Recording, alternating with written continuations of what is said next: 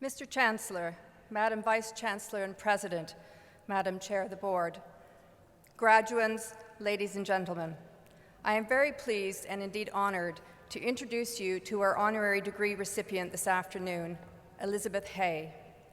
Some of you, I'm sure, already know Elizabeth Hay through her award-winning novels, The Student of Weather, Garbo Laughs, Late Nights on Air, and Alone in the Classroom.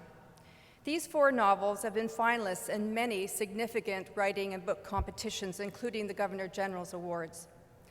And they have won between them 5 major book awards, including 2 Ottawa Book Awards and the very prestigious Giller Prize. Elizabeth has also received the Marion Engel Award, presented by the Writers' Trust to an established female writer for her entire body of work. I could go on, but I'm sure you get the picture. She is a very celebrated novelist and storyteller. A reviewer once said of Elizabeth Hay that her writing was elegant, eloquent, and unforgettable. And having met her, I know that those words also apply to her. But what don't you know about Elizabeth Hay? You might not know that in addition to her tremendous success with novels, she started writing poetry as a teenager, and she's written many short stories which have been published in anthologies. She's also written 3 works of creative nonfiction. As a librarian, it was heartening to hear that her love of reading, writing, and literature was fostered in early life in an Ontario library, which she described as her second home. Now, if you have read Late Nights on Air, which is set in Yellowknife in a radio station, you might not be surprised to learn that Elizabeth has also been a broadcaster and a producer of radio documentaries for over 10 years. She became a radio broadcaster after traveling west to BC and north to Yellowknife, where she worked in a small radio station. From there, she worked in Winnipeg and Toronto on the CBC Morning Show. Liz once said that in trying to work on both documentaries at work and her novels at home, she came to realize that there did not need to be such a wide gap between those 2 forms of writing, and they could cross-fertilize. She said, good radio writing is similar to any good writing. It's direct and economical and intimate and full of detail. Also, it sets your imagination working. Well, when you read her novels, your imagination really is set free. The strong characters she creates become real people to you. The places she describes are places you feel you've been to or want to go to. And her storytelling skills, well, they really are unforgettable. Something else you might not know about Liz is that she is a seasoned traveler who grew up in Ontario and England, lived in several cities in Canada before moving to Mexico and later to New York City. But she missed Canada so much that she came back to us and settled in Ottawa, and now lives right across the street in Old Ottawa South, a neighborhood which is the setting for many of her novels. This sense of place, of belonging in the North, of a belonging in Canada, is very important to all her works. I once heard her talk here at Carleton on the theme of the writer as returned traveler. And all I can say is that we are very glad that this traveler and writer chose to return to Canada and to Ottawa. To have such a talented writer care deeply and write sensitively and evocatively about our country, our city, and our neighborhood is such a gift to the Carleton community. Mr. Chancellor, in recognition of an outstanding contribution to Canadian literature, broadcasting, teaching, and the cultural heritage of the nation's capital, I request that you confer the degree of Doctor of Laws honoris causa upon Elizabeth Hay.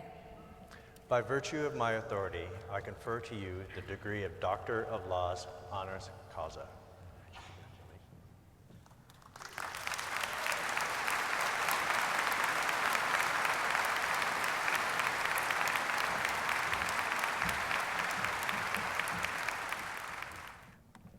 What a pleasure to be here. Chancellor Chi, President Runta, graduates-to-be, ladies and gentlemen, let me first thank the University and the Senate most gratefully for this honor, which was unexpected and totally gratifying, And let me extend my warmest congratulations to all of you who are about to graduate for all the good work you've done to get here. The stories of your lives are taking shape, each one unique. Since I write stories, I like to think of each of you as the main character in the story of your lives. One thing I've learned about from writing and from life is uncertainty, about not knowing what comes next and how hard that can be. I also know that what makes a story and a life exciting, even bearable sometimes, are the things you cannot predict. Here's a story. In early May, I went back to the town on Georgian Bay, where I grew up, to do a reading in the public library, and also to learn more about a key figure in my childhood, my elementary school principal. He was an explosive bull of a man who waged a long reign of terror in that town, something tolerated and even encouraged by the attitudes of the day. Years later, one of his former victims stood up publicly against him. That was the story I wanted to search out. But that isn't the story I found. First, I discovered that he was still alive, a gentle old man in his 80s. Second, a boy I knew in those days who suffered at his hands spoke to me in his defense. Ross is now a man of 62. He told me about his early years in school, how he didn't really learn to read until he was in grade 8. How as a result he spent a lot of time out in the hall, sent there by frustrated teachers, where he hid in the stairwell to avoid the terrifying principal. Years went by like this, and then he was in grade 8. Remember, he said, I didn't know how to read. And grade 8 was the grade the principal taught. There came the unforgettable day when the principal leaned over Ross and looked him straight in the eye and said, Ross, are we going to panic or are we going to think? Until then, Ross hadn't known there were two options, or that the opposite of panic was not some unattainable calm, but thinking, which steadies the nerves and opens up worlds outside ourselves. The principal became his savior, he told me.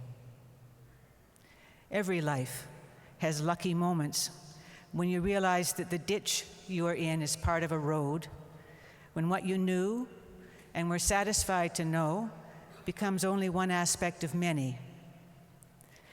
Since that visit in May, I find myself frequently saying, Lizzie, you can either panic or you can think. And the words helped me almost as much as they helped Ross. It's a strange and wonderful thing to find help in such a roundabout way and from such an unlikely source as one of the prime terrors of your childhood.